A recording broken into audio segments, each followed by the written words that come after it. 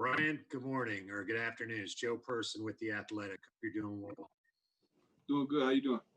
I'm doing great, man. Just wonder how the wrist is feeling, first of all, and just kind of from a health standpoint, how much consideration, if any, to the potential of opting out? You broke up a little bit, but I think I got the gist of what you were saying. I'm healthy. My wrist is fine. It got better over time, and a little bit of therapy, a little bit of exercises. So my wrist is fine. And no, I'm not opting out. I think I'll be fine with everything that's going on. I just really want to play, honestly. Brian, David Newton, ESPN.com.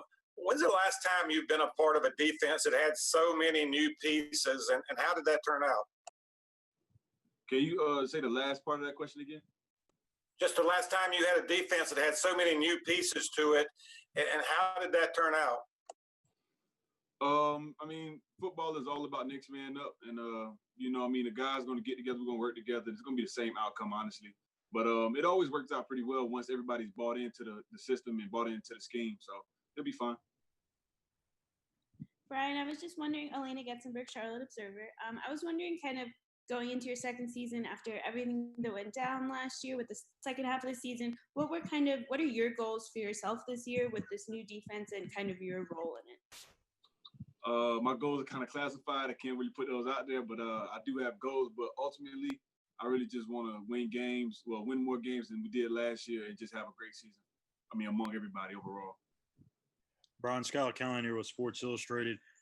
Matt Rule's talked about it numerous times about how he likes positionless players. That kind of fits your game, being able to kind of be a defensive end or outside linebacker. Do you feel like this defense is maybe better suited for you?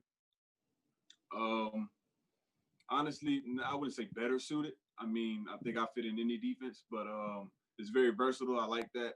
And, I mean, you really pretty much plug me in anywhere. I mean, it's going to be a lot to come with this defense. It's not going to be easy to stop, in my opinion. Brian, this is Miles from Panthers.com. So I'm wondering, too, sort of off of that, do you have a sense for how different, if at all, your role is going to be different, this year from what it was last year? You said how different is it going to be? We didn't dive too much into it. For most of we got an overview of what the defense is going to be, which I really like. But, I mean, I'm still going to play the same versatile kind of role. I mean, it's do what I do, I rush. So, kind of do what I do. But that's pretty much the thing, really. Not really much to it. Hey, Brian. Jonathan Alexander with the Charlotte Observer. Hope you're doing well, man. I was just wondering, what do you think will be the biggest challenges you all will face as a defense this season, and how you overcome that? I'm not sure. I mean, you can overcome anything really with perseverance and just fighting through it. I mean, we got a whole bunch of dogs, in my opinion. But honestly, we're all learning the defense together. I mean, because nobody knows it. So we're all learning together. That'll probably be the biggest, I guess, challenge for now. Brian, hey, Jensen with WBT. I'm just curious, do you blame yourself for the injury last year, and do you think it was a wasted season because of it? Nah, I don't blame myself because football is an emotional sport. So whatever happens. It is what it is. And no, I don't think it was a wasted season. I think I had a good season for the amount of snaps I played and my injury. Hey, Brian, Josh with the Riot Report. What were there specific things they were working on this offseason to try and get better after a full rookie season in the NFL? Yeah, pretty much the same things. Working on a lot of technique. I always worked on my dropping just in case I ever had to do it. So those are the main things I worked on, but mainly my hands and I say technique in the run. Brian, did you get any hands in terms of like pass rush, or in terms of like if the ball comes your way? Both. Brian, did you gain any weight during the off season? Yeah, say about 15 maybe. Brian, I was wondering for you, is there anything maybe in particular with all the rookies on this defense this year? Is there anything you've kind of passed along to them, or you would tell them about like things to do for their rookie season? Yeah, definitely. I tell them like just don't wait. Like don't wait to take care of your body. Don't wait to get into the treatment room and wait to watch film. Like just take advantage of it now. Like don't be that rookie that be like, I'll do it later. Like, nah, do it like now. And I just gave him little tips on game time situations of what'll happen if you do this or what'll happen if you do that. Brian, did you feel like you needed to gain some weight, and how much what are you trying to play at this year? Yeah, I feel like I needed to gain some weight. I mean, with my wrist injury, I really couldn't work out, so I did lose quite a bit. But this year, I'm probably gonna play around, I'd say maybe 255, 250. That's my goal. Hey, Brian, it's Jason Brown with Spectrum News 1 here in Charlotte. Good to see you. Glad you're well. You referenced the team sort of having to learn this defense, or defensive players having to learn this defense. With the offseason being all virtual, I'm curious, how much on-field work now have you guys been able to do as a unit, if any? Well, surprisingly, once it got closer to our report date, I mean, the guys got together and we went through a couple things. But, I mean, so far it's been really smooth. The virtual meetings and the communication and the amount of, like I said, we got a lot of smart guys. We also got a lot of smart guys on this defense. The amount of help and everybody's helping each other has been pretty smooth. So I don't think it's going to be a problem. Ryan, as an edge rusher, as a pass rusher, how much easier does it make your job to have guys in the middle like Derek Brown and KK Short, and how much are you looking forward to playing with them? A lot easier. I need those guys, man. But yeah, they're gonna take up a lot of attention, and hopefully I have a lot of one-on-ones on the outside.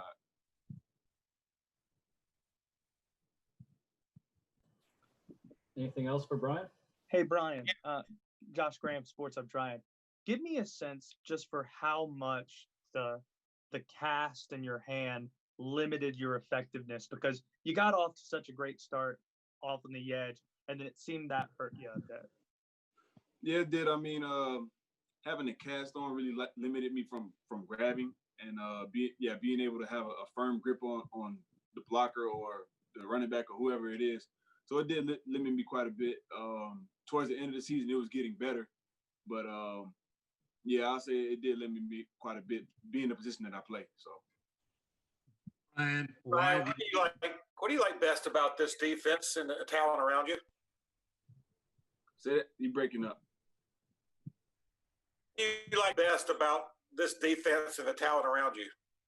Oh, well, the defense is very versatile. Like I said, it's a lot to take in. Like there's a lot of ways we can come, and the talent around me. There's a lot of guys I can learn from. Also, you know, being my second year, I still got KK. Steven is tagged along. I got Tyre behind me. Shaq's still here. So there's a lot of guys I can still learn from. And yeah, very, very talented group, in my opinion. Brian, Jason here with WFNZ. You talked about how Phil Snow's defense is a versatile one. How's he been overall, though? How much have you been able to talk to him, especially in an offseason like this? And what do you see moving forward in the future with what he can do with the defense? Talk to who? Phil Snow. And what's that relationship been like so far? And was it different kind of this offseason since you weren't able to meet him immediately? Yeah, I mean, it's different. Yeah, definitely different because I wasn't able to meet him. But no, we talked on the phone a lot. He's a nice guy. I mean, we got a good connection, good bond. He walked me through a lot of the things I'll be doing this year. And yeah, I'm excited to do it. I'm excited to play in this defense for real. Brian, you said the goals are strictly classified. Yeah, personal. Okay. How difficult was it last year? I mean, you were in the early conversation for Defensive Rookie of the Year. How difficult was it individually? And then what you guys went through as a team with Ron getting fired and interim coach, and how kind of the wheels came off the bus? Yeah, it was difficult. Yeah. It was pretty hard, but I mean, we can't dwell on that now. We just got to move on. You feel what I'm saying? So we just got to continue to get better and work with the group that we have. But it was hard. It was hard last year. Ryan, last year I know you gave out those art pieces to everybody on the defense, different superheroes. There's a lot of turnover on the defense now. Do you have any like early inklings on who some of the new guys might be superhero wise? How they classify comic books? Not just yet, but I got a couple ideas brewing in my head, but not just yet because we haven't really got on the field in some pads. I want to see how everybody move and like their mindset, but it'll be coming out soon. Brian, you've only been there a couple of years now, but how fundamentally different does the identity of the team feel absent guys like Luke and now Cam Newton? The last part? Absent guys like Luke and then Cam Newton, how fundamentally different is the identity of this team now? Honestly, I don't really think it's gonna be that different. I mean, those are two huge pieces that we did lose, but I feel like guys are filling each other out and kind of finding out who the leaders are, who you know what I'm saying, who's running the call. Like Teddy came in, great personality. This is a gravitational kind of guy, and I can tell he's gonna be a great leader for the offense. And Tyre, Shaq, I mean, guys like I'm following their footsteps. So I mean, I feel like we'll be fine. Like people are gonna step into those roles. Is it possible for a second year guy to be a leader on the team? I definitely think so. I think it's all about how you carry yourself, honestly. How you go about things, you're doing everything right, and you're holding people accountable. I feel like you could be a leader your first year. But I mean, you also got to back it up on the field. But that's another topic for now. We got time for a few more guys. Go ahead, Joe. Eddie, you're a South Florida guy. Wondered if, Brian, you're a South Florida guy. Did you get to see Teddy at all during the off season? And then, and you were down there, I'm assuming, with one of the COVID hotspots. What was quarantine like for you kind of day to day? Yeah, it was terrible. Honestly, but no, I didn't get to see Teddy, obviously for COVID reasons. And I was really pretty much cooped up in the house doing my little home workouts and whatnot, trying to get on some grass, but we was getting kicked off every field kind of. So it was tough, but I was trying to fight. I was trying to stick through it and get some kind of work. You said, like, where were you getting kicked off? Like it was just like parks, like because I have a trainer down there, so when we'll go out there, we have like a group of maybe 9 or 10, and then like you just see like the little park guy come over. He's like, "Hey man, you guys gotta get off the field," and we go to another park and then get kicked off to that park, and we just go in the garage and just get a lift or something. It was tough. Sorry, Ashley Mahoney, the Charlotte Post. There have been a lot of interesting stories about ways that people, whether it's professional athletes to just ordinary folks like us, trying to find ways to stay fit during the lockdown, stay-at-home orders, et cetera. Did you have access to weights and equipment and so forth, or was it a matter of things like some of your new teammates, or it's filling buckets of dirt, finding anything that can be a weight substitute? It was honestly a little bit of both. At one point, we was in my trainer's garage. We had weights, we had barbells, dumbbells, everything we needed. And then I think he went on like a little trip or something, or he went to go visit some family or something like that. We did a lot. I'm not gonna lie, but it was bad. We was finding any way to get some work in. We did a lot of body weight stuff, a lot of bands, resistance. So at the end of the day, we got some work. We got something done. Let's get one or two more guys if you have anything left. Brian, I guess just for you coming back from a very strange off season, clearly, but coming in now to your second season and being back in the building, what is kind of your mindset, I guess, or kind of how does this all feel for you kind of starting out after, the past crazy few months? I'm excited. I'm like really, really, really excited. Just to be back, just to be with the guys, number one, and number two, to get some quality work in the weight room and just hone in on my skills. Like everything right now has just been very, very detail oriented. So everything down to the stance, to the hand placement, to everything, my eyes, I've just been very detail oriented. That's what I'm focusing on right now. And Brian, what's the one thing you've seen in the building that makes you feel safe? Makes me feel safe? Yes, sir. Well, honestly, the coaches, I feel like they're following every protocol to keep us safe. We get tested daily. So, I mean, as long as everybody follow the rules, keep their mask on, keep a distance. We got these little trackers or whatever to keep us 6 feet apart. I feel fine, in all honesty. Brian, do you feel like John, coaches and – I'm sorry. No, you're good, John. I just wanted to say we'll finish up with you, so go ahead. Okay.